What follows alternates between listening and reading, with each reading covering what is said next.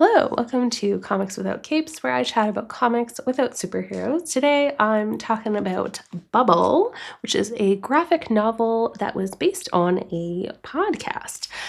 It says it was a smash hit podcast. I've never heard of this podcast before, but I thought I would do a little comparison of the book and the podcast now that I have consumed both. The title, honestly, is terrible for search engine optimization. But if you look up Bubble Podcast, it should come up for the podcast. It's on MaximumFun.org. And then I'll put the info up for the book with all the creators and the publisher info on the screen. Just so you know where to try and find this book. And I really enjoyed the book. So I read the book first and then listened to the podcast, which I guess is how, the opposite of how people who maybe liked the podcast and then read the book would have experienced it. But I just found this first, so I went into it. I don't know how I found this book, to be honest. I just somehow stumbled upon it and liked the sound of it, liked the look of it. Basically, this book is set in an actual bubble, an environment that is meant to simulate how things are in Earth, but also there's things outside of the bubble that people are being kind of protected from. And some of the things that are outside of the bubble that people are being protected from are these alien creatures, basically, that can sometimes sneak into the bubble. So because of that, there's this app/gig economy thing that pops up where there's people who work as contractors on an app meant to basically track down pin where a monster is and have these contractors fight these monsters. So it's kind of making fun of gig economy, all the Uber, skip the dishes kind of stuff where it's hey, we have all these contractors doing these things. And yeah, things kind of unfold from there. I would say it's got a good plot to it, but it's also quite focused on the characters. The book I really liked. It was, I think, also came into my life at the right time for me to really enjoy it. I had just read some stuff that was quite a lot heavier, and I was really craving something that was a little lighter of a read, and this really worked well for that. It was funny, it was silly, it didn't take itself too seriously, but it was still all in all, a pretty solid story to me. And the art was good. I thought it was quite well adapted from a podcast.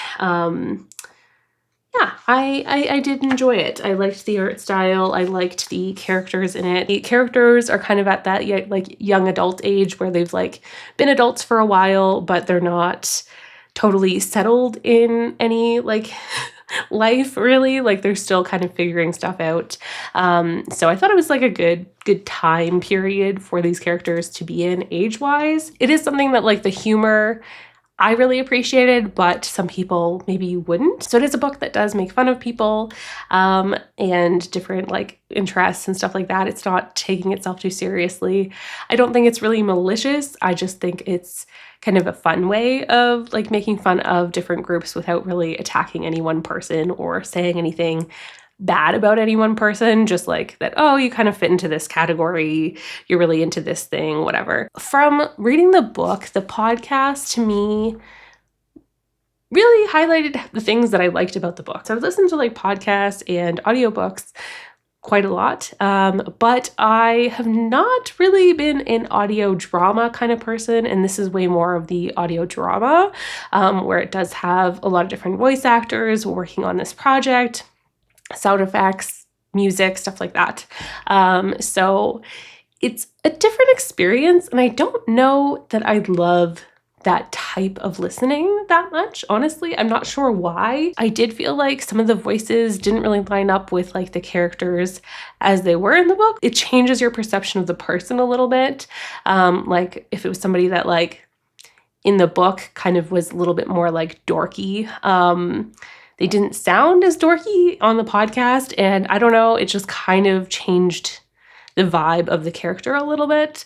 I did also notice there were some changes that they made, mostly like things that they omitted or things where in the podcast one character was doing it and in the book it was a different character. And I thought a lot of those changes actually made sense and worked really well for the characters, or it worked really well to enhance the story. I didn't find it took things away with the things that they omitted.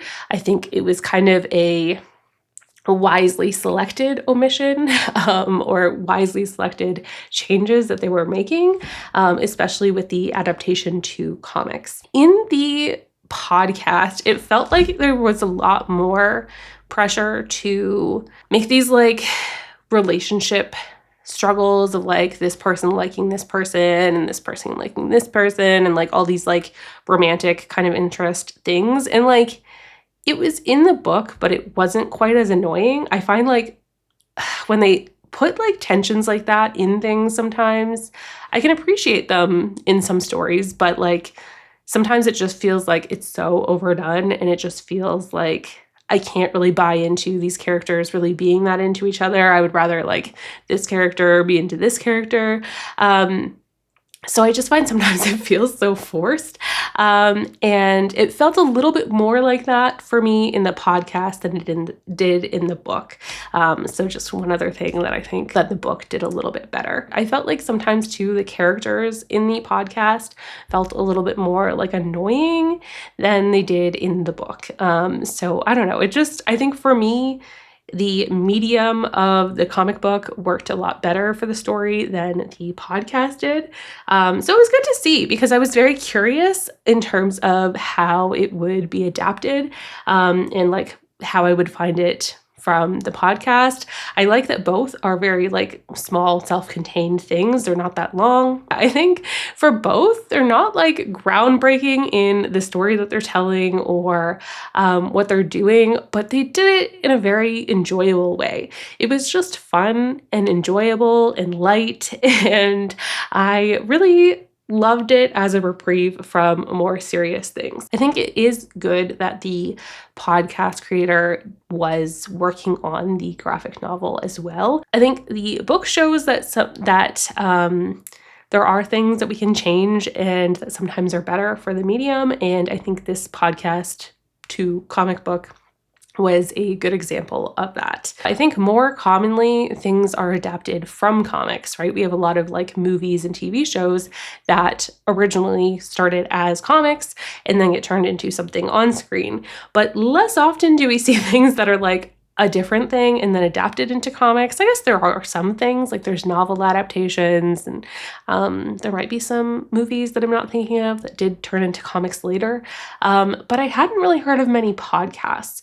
So I did look it up. There are a few other ones that were podcasts and adapted to books. So they do have like the Adventure Zone podcast that was also adapted into a few books.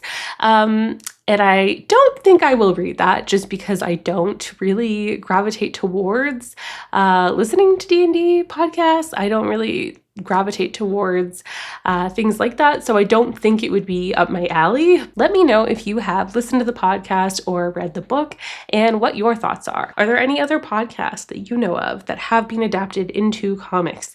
If so, let me know what they are. Do you recommend them? Because I'm curious. And if you are into this stuff, if you're into just hearing me chat about comics, then feel free to like and subscribe and we'll maybe see you for another one. Thanks. Take care. Bye.